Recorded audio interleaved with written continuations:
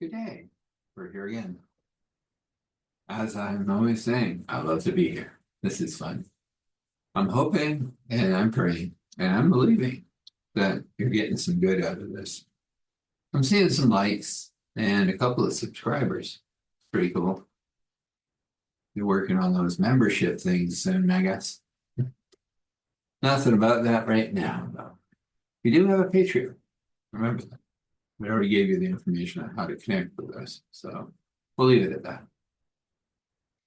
No self-promotion thingies tonight, at least mostly. So, what is the piece of wisdom for tonight? I was thinking about this, and I had a full day, and we're getting close to Easter, and it's that talk about all of those things that we do at Easter. And I was in one of those things called communion, and that's an amazing thing. That ain't where we're going tonight. That's why I wish you to understand something more than anything else. And you probably already know it. It's already probably singing around in your brain, or you could probably recite it better than me, or maybe not. So let's just leave it with this, because I'm gonna not labor this anymore. Wisdom is that this one that is called Christ that did go to the cross that we do celebrate here on a few days and talk about him being raised from the dead, and I do believe that did happen. There is an interesting thing about proof that I may bring up at some point. It was brought up by some scientists in the early 12th or 13th hundreds. Don't quote me. I might have the information by the time I bring that up. That is what I'm talking about. Just to think that this being went to a cross, didn't have to, did it, so that we could be released from all of the things that we do that we don't do well. I mean, we do attempt to be good, but it doesn't kind of pan out most of the time. Even when we think we've done good, we find out that, oh, there's a, oops, where did that tin can come from? Why is that person tripping now? Oh yeah, that's another story. You'll get to hear it at some point. But what I'm talking about here is whatever pain, whatever sorrow, whatever thing you've ever gone through, Christ has gone through it. You may not know how or why or what, considering a short life, but he had a life. He lived it just like us. So there were bumps and bruises and other things just like us. He understands us. I'll leave it there. There's no Bible pounding here in this particular one. Might happen in some of the others. I'm not here. But since we are around Easter, it's good to look at that, isn't it?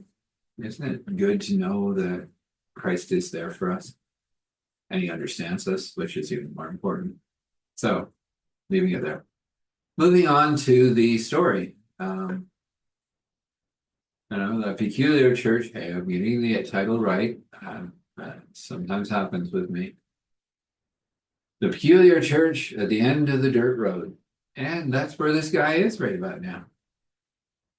He's beginning up that dirt road in his new to him, postal van with shiny new plates, and he doesn't have to worry about a van that he has to pray over. He might in the future, but nay now, it runs beautifully. It was well looked after, and he looks forward to getting to the end of the dirt road. One, having a bit of a rest because he's very exhausted and chatting with the people that wish to chat with him before he has that rest. And, he's going up this dirt road and he's expecting houses or something, and there's nothing. There's nothing on either side but trees, more trees, trees, trees, trees. Wow, there isn't any houses, or are they hidden back there somewhere? Anyway, he gets to the end of the dirt road and he's surprised. This ain't a town. This ain't a village. This is a what? Well, it can't be quite a city, but boy, it's bigger than what he expected. At least a couple hundred houses here. Kind of scattered. No real rhyme or reason to it. It looks like somebody said, I build here, boom, there it is. One of those backwater places, but there are some interesting things here. Didn't expect.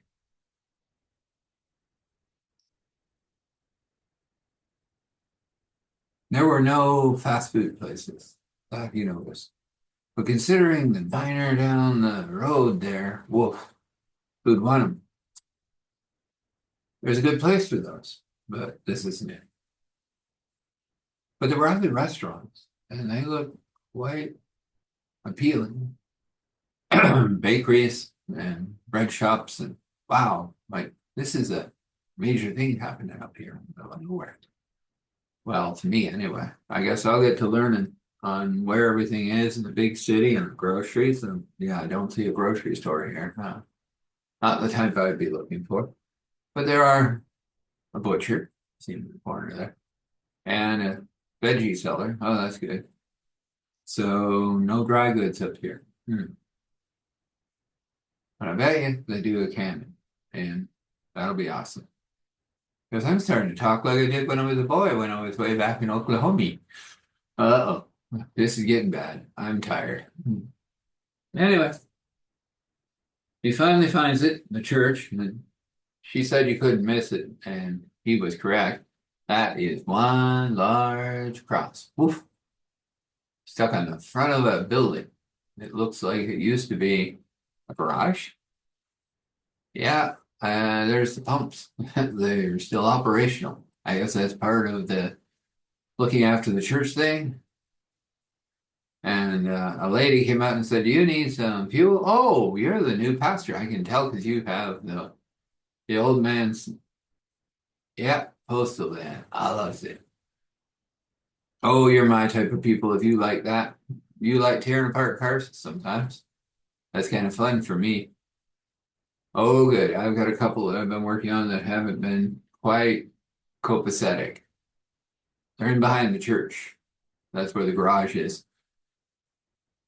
But there was a big space and we could put a church here, so we did. And then we needed to make it a church, so we put a cross. You'll meet the artist.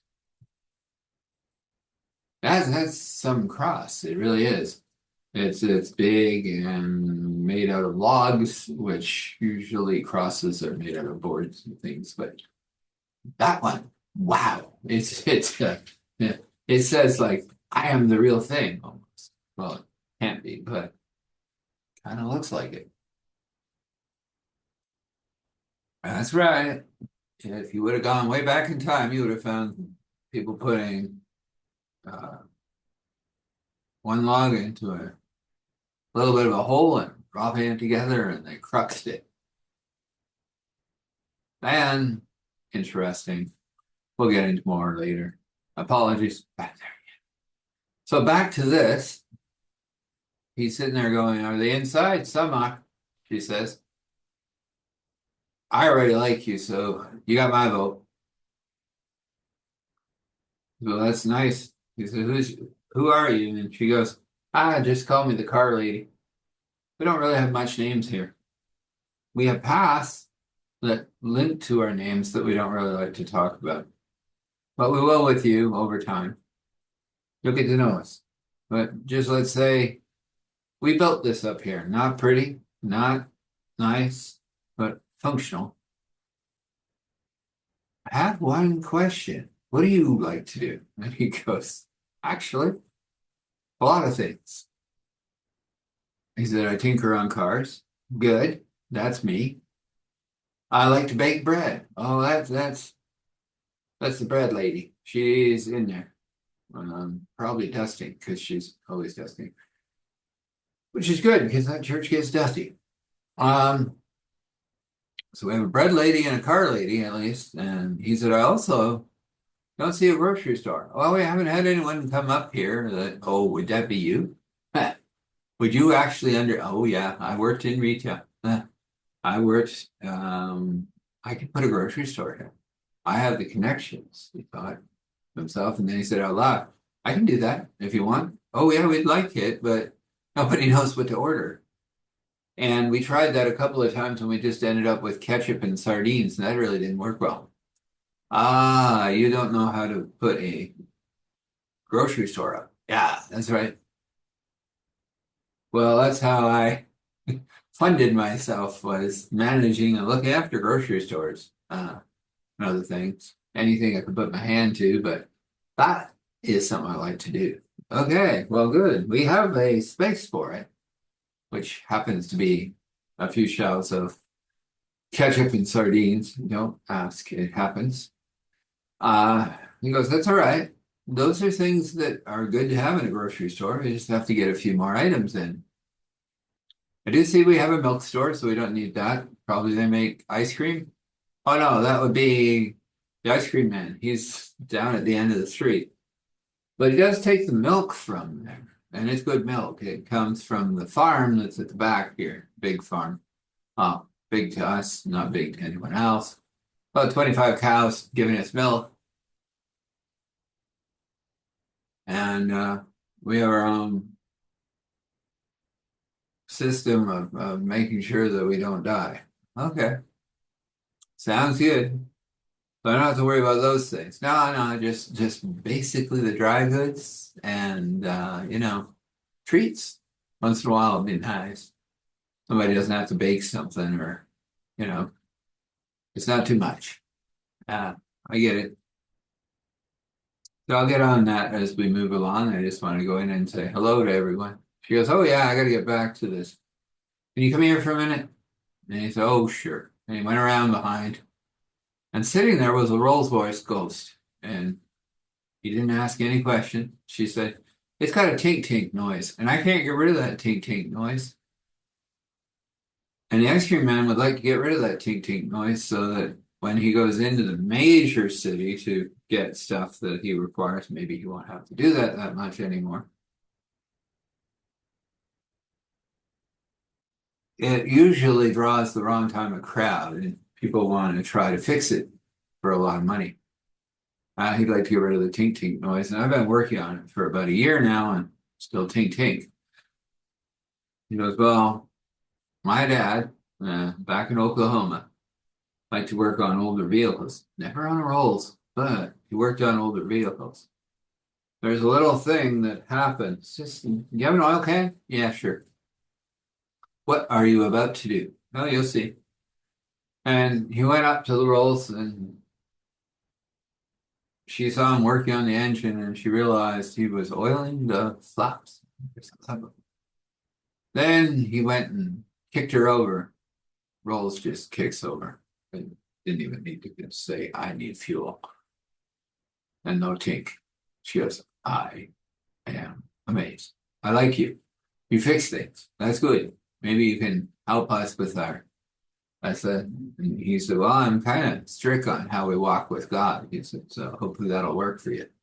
Well, that's what we're looking for. We we have a past. Well, as we said, when we get to know you, well, you'll get to know about our past. Well, we just like to call us what we do here. So we'll call you grocery man. Oh, I have a past too, the pastor said. I'll take that 100%. I'll be grocery man. Let's leave it there. Love to have some comments about this. I get a couple here and there, but a little bit more would be nice. Just to see if you're enjoying my fun way of telling a story. I can do this a lot of ways. I did have some training in the art of storytelling by a very amazing storyteller who was my grandmother. Another story, another day. Let's get to the blessing. Well, how are we going to bless this one? Let's just do a simple blessing. Let's just leave it with let joy overflow you. Let peace become the mantle that you move with and through. Now let abundance be your friend and no one to you. And may you finally understand the wisdom that God has been whispering in your ear all along as he paints your life. according to his will, according to his wish, according to your will and wish, if you wish, it can be. Let's have a short word of prayer. We come before you, Father, Spirit, Son, and we are coming up to the time of the Son. Amazing space and what he did for us. And I will celebrate this, and I will also have a day where I will think about the cost of this. And we just leave these people in this wonderful space of joy and moving through these things and knowing that God is with them, that the enemy is pushed back, and they are going to live the best life they can, painted by God, with courage and strength, always grace and mercy. And we say thankful, grateful, gratitude, thankful, grateful, gratitude, thankful, grateful, gratitude. Standing in awe and honor and respect, allowing all glory to flow to Father, Spirit, Son. This is, and so this is. And you rest. And when you rest, rest well. And when you wake, wake well. I know that your path is lit by God. Blessings.